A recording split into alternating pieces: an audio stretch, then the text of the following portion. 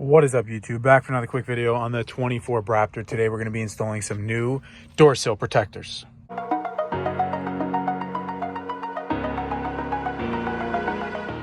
Alright guys, so I had purchased these door sills off of Amazon for about $30 or so.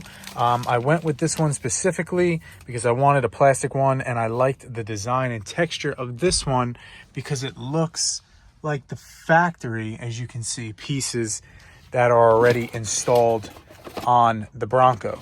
So being it has that factory look, it matches here with the floor mats, and then also, sorry, with the light might be tough to make it out. You can see same here on the brace above your head. So it matches and it makes it look kind of like factory. So I went with these ones here. I will drop the link below, and we're just going to go over a quick install on how they go on, the proper way to do them, and we'll see how they look and how they function. So these are the two front pieces.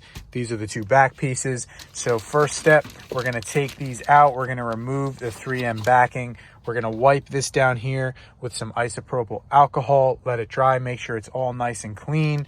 We're going to space them out exactly where we want them, stick them on there, and then we have some black edge wax that we're going to do to put on the edges wherever we got the alcohol.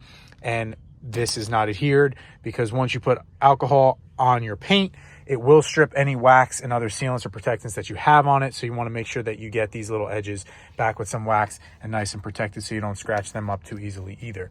So without further ado, let's get all this started.